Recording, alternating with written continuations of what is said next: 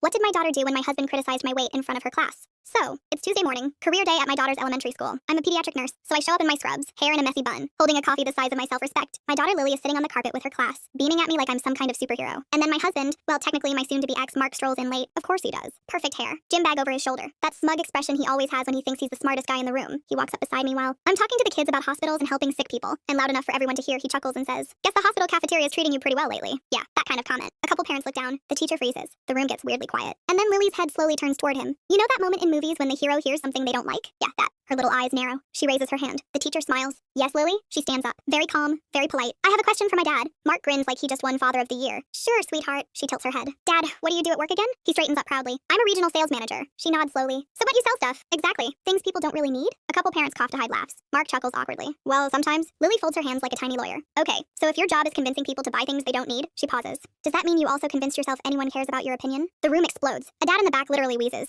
Mark's face goes red. "Lily, that's not appropriate." She gasps dramatically. "Oh, we're talking about appropriate now?" Hands on her hips. "You just insulted my mom in front of my whole class." Mark starts fumbling. "I didn't insult. You said the cafeteria made her fat." Another kid whispers, "Oh." Lily points at me proudly. "My mom works night shifts helping sick kids breathe." Then she points at him. "You sell office chairs to companies that already have chairs." The teacher is staring at the floor trying not to laugh. Mark tries to regain control. "Lily, we'll discuss this at home." She crosses her arms. "No, we won't." Now the class is completely invested. 25 kids watching like it's the Super Bowl. "Apologize to mom." He scoffs. "For what?" And Lily smiles. That terrifying little smile kids get when they know they have leverage. Because if you don't, she slowly pulls out a tablet from her backpack. "I'm showing everyone the video of you crying during the dog movie." Mark freezes. "What video?" "The one where you hugged the couch and said, 'He's such a good boy.'" The teacher loses it and turns around. One kid shouts, "Show it." Mark looks around at all the parents staring at him. Defeated. "I'm sorry." Lily cups her ear. "Sorry for what?" He sighs. "I'm sorry for making a rude comment about your mom." She nods like a tiny judge delivering a verdict. "Good." Then she gestures to the tiny student chairs. "Now you can sit down and be quiet while she finishes her presentation." And this grown man actually sits in a tiny plastic chair next to a 7-year-old named Mason. The rest of my talk goes fine. But the whole time, Lily keeps one eye on him like a bodyguard. After school, I ask her, "Sweetie, where did that come from?" She shrugs. "Mom, you help sick kids every day and never complain." Then she says, "Dad sells chairs and thinks he's a king." She takes a bite of her snack and goes, "The math isn't mathing."